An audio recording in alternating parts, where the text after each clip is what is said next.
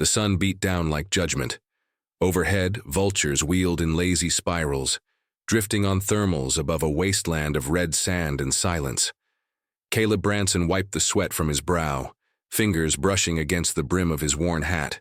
Each hoofstep of his horse stirred plumes of dust trailing behind him like smoke from old sins. The Civil War had ended 5 years ago, but the war inside him hadn't.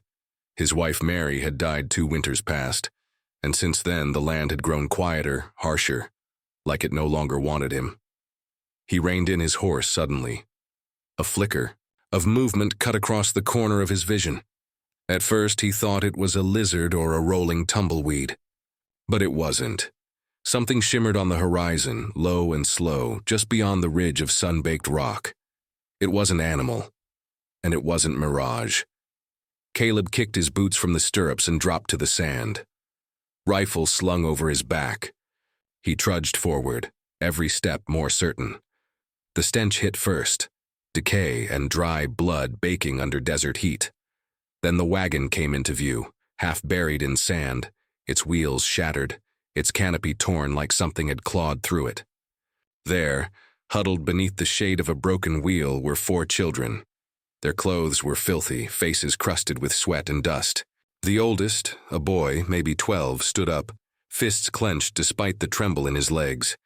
He looked at Caleb not with fear but defiance. Behind him were 2 girls and a baby boy, no more than 2.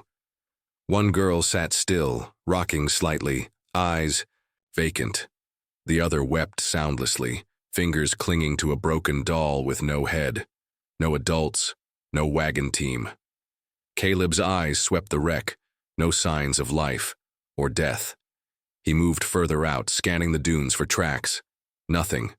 Just wind swept. Sand and a silence too deep to be natural. "What happened to you?" Caleb muttered. The boy didn't answer, just stared. Caleb crouched, meeting his eyes. "I ain't gonna hurt you. Name's Caleb Branson. I've got water and a horse." He hesitated. "You got names?" No answer. He reached for his canteen and handed it out. The boy didn't move, but the youngest girl lunged forward, grabbing it and guzzling like a wild thing. The others followed. Caleb watched them drink, felt something stir deep inside, a pain he thought long buried. His son Eli had been 6 when the fever took him. He remembered how he wasted away in Mary's arms. The same sun had been shining that day too, as if nothing had changed. Caleb remembered the grave, the tiny wooden cross, Mary's wails, his silence. Now here were 4 more crosses waiting to happen, unless he did something. He stood up, jaw tight. His horse wasn't built to carry 5. His supplies were for 1. If he took them, he'd be risking starvation. But if he left them, Mary's voice came back, faint but clear in his mind. "You always said a man is judged by what he does when no one's watching." He closed his eyes. Damn her for always being right. He scooped up the baby first, slinging the tiny body gently against his chest. "Come on," he told the others. "You're with me now." The sun was beginning to sink when the wind picked up. At first it was gentle, a whisper against his face. Then came the sting, sharp grains lashing skin like 1,000 needles. The children stumbled behind him as the sandstorm grew teeth. "Stay close," he barked. "Grab the saddle." He lost one, Ruthie, the younger girl, in the blink of an eye. One moment she was behind him, the next gone in the curtain of dust. He screamed her name, voice ripped from his throat. She couldn't have gone far. Heart pounding, he dove into the haze, crawling low. His fingers brushed fabric. He pulled, revealing a dirt-covered face and eyes wide with terror. "Gotcha," he whispered, cradling her as the storm howled around them. They reached the ranch hours later, long after the storm had passed. The sky was bruised, bleeding orange, and purple as dusk settled. The house was a sagging structure with cracked beams and dust in every corner. A half-fenced corral, one lean-to, and a dying garden made up the rest. Tom, his old ranch hand, stepped out from the barn, wiping grease off his hands. His eyes went wide at the sight of the children. "Hell, Caleb, what is this?" "Found them out east," Caleb said, voice low. Tom squinted. "You brought 'em here? We got no food to spare, you know that." Caleb stared at him. I'm not letting 4 kids die in the desert. Tom looked at the children, then back to Caleb. It ain't right, but it ain't smart either. I don't give a damn what's smart. That night, they lit a small fire. The kids sat near it, silent and wary. Caleb made a thin stew with the last of their beans. He watched them eat with a hunger that wasn't just for food. Later, as the wind rattled the window panes and coyotes howled far off, Caleb dozed in a rocking chair with his rifle across his knees. The baby slept in an old wooden cradle Mary once made. Then he heard it, a whisper. He sat up. One of the children, the girl named Ruthie, was murmuring in her sleep. "The painted man watches us," she whispered. Caleb froze. Out. Beyond the ranch, the wind howled again. And for the first time in a long while, Caleb Branson felt the chill of something he couldn't name. The days stretched slow and uneasy on the ranch. Caleb did what he could. Cut wood, fetched water, fixed fences. He gave the children jobs, small ones, feeding chickens, gathering kindling, sweeping dust from corners that never stayed clean. But the children barely spoke. The youngest clung to Ruthie, who rarely looked anyone in the eye. The boy, Micah, moved with a stiffness beyond his years. He watched Caleb like a caged dog, waiting to see if he'd bite. Ruthie kept drawing in. The dirt, always the same pattern, spirals inside spirals drawn with her fingertip. She did it when she thought no one was watching. Caleb cooked warm meals, told stories at night by the fire, tales of mountains and rivers, of horses and ghosts and thunder. The kids sat stiffly, too quiet, bowls held close to their chests. There was something about them, something hollowed out. It wasn't just fear. It was like they'd been peeled back, exposed to something that left splinters inside. The wind came in that night cold and sharp. Caleb went outside to check the barn. Doran stopped dead. There, in the soft sand near the porch, were footprints, barefoot, large, too large for a child. He followed them with his eyes, straight out into the dark, toward the edge of the corral, where the wind swirled the dust into whispering ribbons. And there, just beyond the last fence post, stood a figure, still, watching. The moon caught a flicker, ash and ochre streaked across skin, as if painted with bone and fire. The figure didn't move. It didn't blink. Caleb raised his rifle, shouted, "You there, you're trespassing." No answer. He fired a warning shot into the air. When he lowered the barrel, the figure was gone. The next morning, Caleb found Micah, tending to the baby. The boy's shoulders tensed when he approached. "You saw him too, didn't you?" Caleb asked. Micah didn't look up. He don't always show himself, but he's always near. Caleb squatted beside him. "Who is he?" Micah hesitated then. "He ain't a man, not really. We called him the Painted Man. He whispers through the wind, tells you things you already fear." The words chilled Caleb more than the night wind ever could.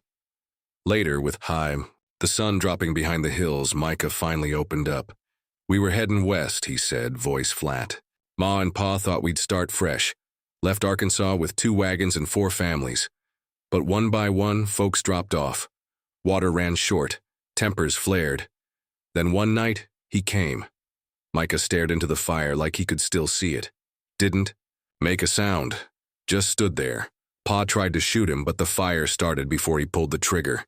Came from the air itself. We ran. Only us kids made it." Caleb didn't speak for a long time. Something inside him turned cold. The next day, he saddled his horse. "Where you going?" Tom asked. "Town." "Looking for help?" "Looking for answers." Silver Ridge was a half-dead mining town, a scattering of saloons, traders, and mistrust. Caleb walked into the general store with dust in his beard and weight in his eyes. He asked the shopkeeper if there was any news of missing travelers, of desert spirits. The man's smile dropped fast. "You don't want to go poking into things that don't like to be named," he said. Another customer muttered, "Heard there's a curse running through those dunes.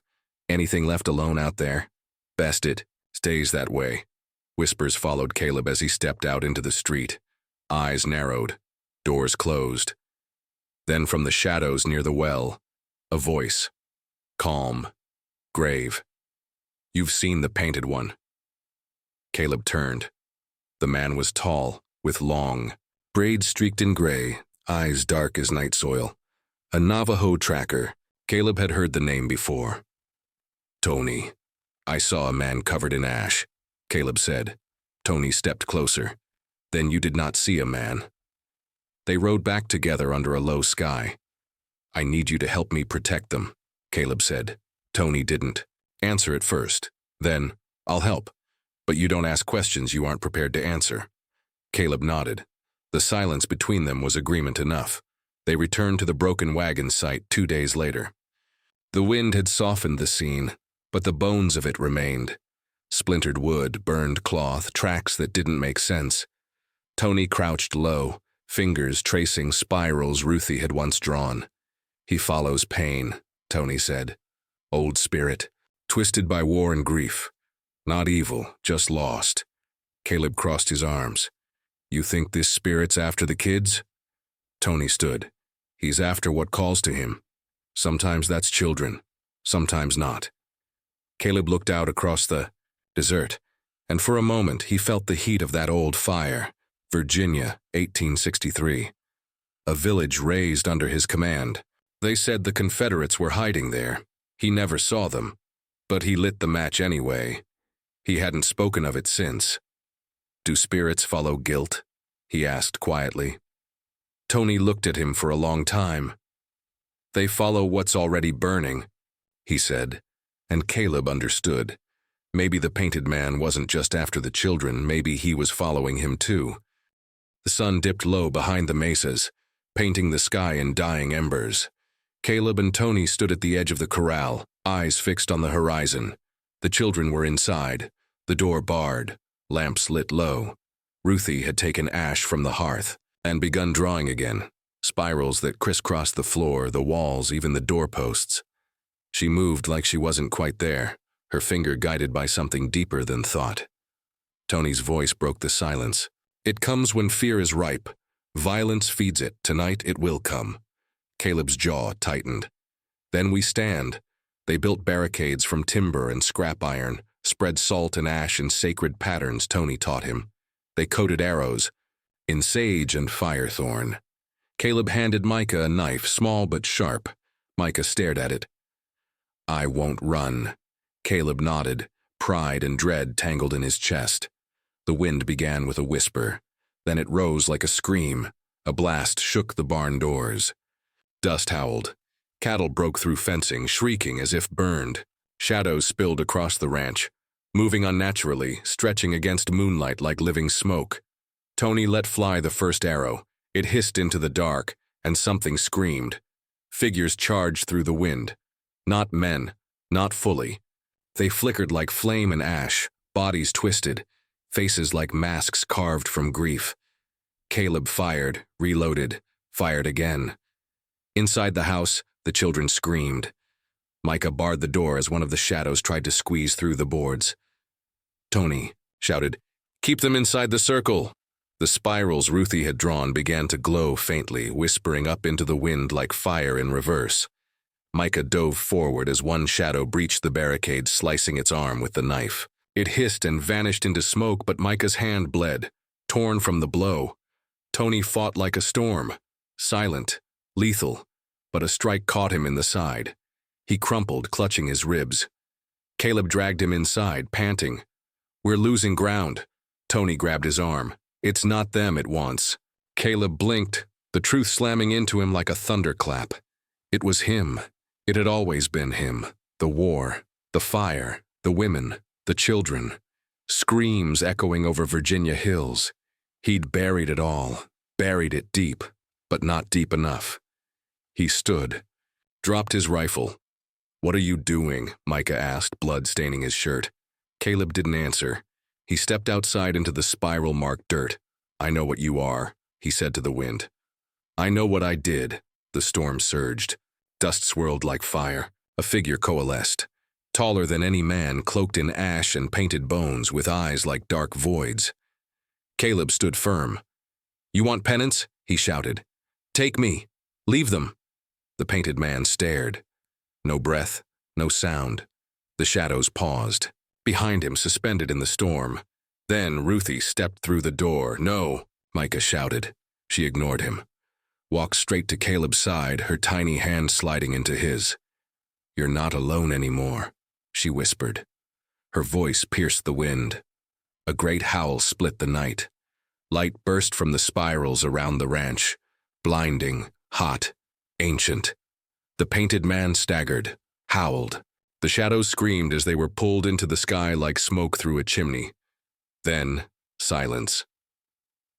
The wind dropped. Tony sat up slowly, bloodied but breathing. "It's over," he said.